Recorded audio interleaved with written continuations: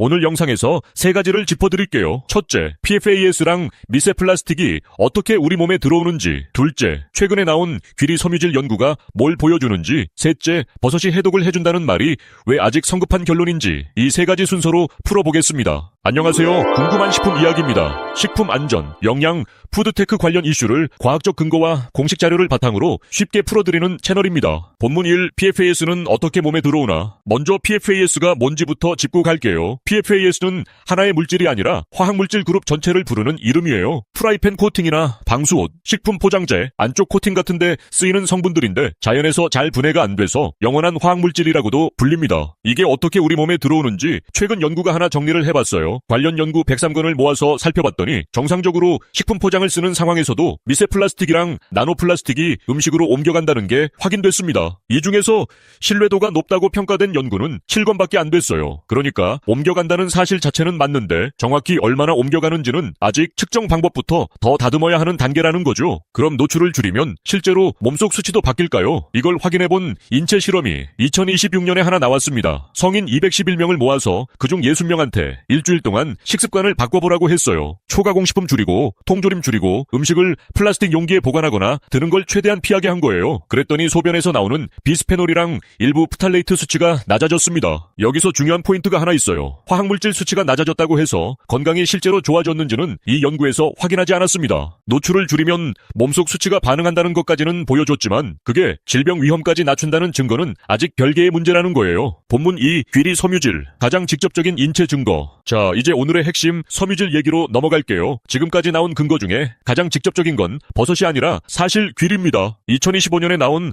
파일럿 연구를 보면 성인 남성 72명이 참여해서 넉 주 동안 하루 3번, 한 번에 1g씩 귀리 베타글루칸을 먹었어요. 베타글루칸은 귀리랑 보리에 들어있는 끈적한 점성 섬유질이에요. 오트밀 끓이면 걸쭉해지는 그 느낌, 바로 그 성분입니다. 결과가 흥미로운데요. 전체 PFAS 수치는 베타글루칸을 먹은 그룹이랑 그냥 대조군이랑 둘 다 비슷하게 줄었어요. 그런데 몸에 오래 쌓이는 장쇠 PFAS, 그러니까 PFOA랑 PFOS 계열은 베타글루칸을 먹은 그룹에서만 확실하게 줄었습니다. 연구진도 아직 표본이 작으니까 더 크고 오래 걸리는 후속 연구가 필요하다고 못 박았어요. 그럼 이게 왜 줄어드는 걸까요? 여기서 나오는 게 장간순환이라는 개념이에요. 어렵게 들리는데 쉽게 설명하면 이렇습니다. PFAS는 간에서 걸러져서 담즙이랑 같이 장으로 나갔다가 거기서 다시 몸으로 흡수되는 걸 반복해요. 마치 재활용 컨베이어 벨트처럼 계속 도는 거죠. 그런데 베타글루칸 같은 끈적한 섬유질이 장 안에서 담즙산이랑 PFAS를 붙잡아버리면 다시 흡수되지 못하고 그대로 대변으로 빠져나가게 됩니다. 컨베이어 벨트에 그물을 쳐서 흐름을 끊어버리는 셈이에요. 본문 3. 그렇다면 버섯은 어디까지 증명됐나? 이제 오늘의 주인공 버섯 차례입니다. 여기서부터는 근거 수준을 조금 냉정하게 나눠서 봐야 해요. 먼저 스폰서가 있는 연구부터 말씀드릴게요. 2025년에 나온 동료 심사 연구인데 이건 원료 회사 한 곳이 연구비를 지원한 연구입니다. 동충하초, 영지, 사자갈기버섯, 표고버섯류, 그리고 여러 버섯을 섞은 혼합물을 가루로 만들어서 사람 대장 환경을 흉내낸 실험실 모델에 넣어봤어요. 그랬더니 단쇠지방산이라는 장 건강 좋은 물질들이 늘어났고 유익균도 활발해졌습니다. 특히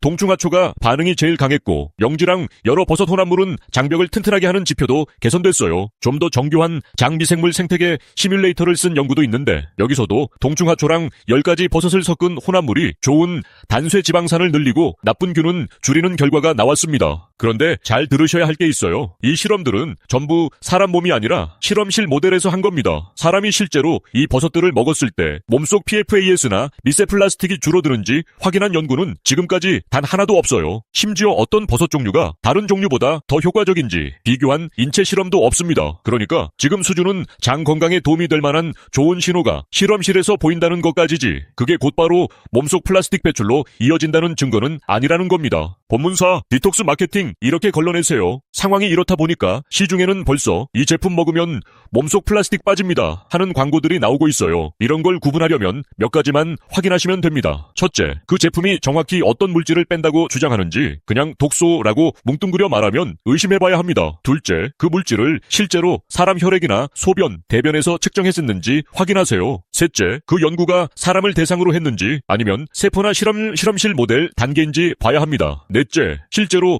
팔리는 제품이랑 똑같은 성분에 똑같은 용량, 똑같은 기간으로 실험했는지도 중요해요. 마지막으로 정말 배출이 늘었다는 걸 보여준 건지 아니면 그냥 항산화 활성이나 장 건강 지표 몇 개만 좋아졌다고 말하는 건지 구분해야 합니다. 마무리. 정리하면 이렇습니다. 식품 포장재에서 미세 플라스틱이랑 PFAS가 옮겨간다는 사실 자체는 여러 연구로 확인이 됐고요. 귀리 베타글루칸은 사람 대상 실험에서 장쇠 PFAS를 줄이는 첫 신호를 보여줬습니다. 버섯도 비슷한 섬유질을 갖고 있어서 앞으로 기대해볼 만하지만 지금 나온 근거는 대부분 실험실 모델 단계고 사람 몸에서 확인된 건 아직 없어요. 지금 시점에서 할 수 있는 현실적인 방법은 두 가지입니다. 채소, 통곡물, 콩류 같은 섬유질 풍부한 식단을 챙기면서 동시에 뜨거운 음식은 플라스틱 대신 유리나 스테인리스 용기에 담는 것, 버섯 한 줌이 해독제가 되어주길 기대하기보다는 노출 자체를 줄이는 게 지금 근거로 볼 때 훨씬 확실한 전략입니다. 식품공학이 제안하는 더 편리하고 지속 가능한 미래, 더 깊이 있는 식품 영양 정보와 최신 푸드테크 소식이 궁금하시다면 구독과 알림 설정 잊지 마세요.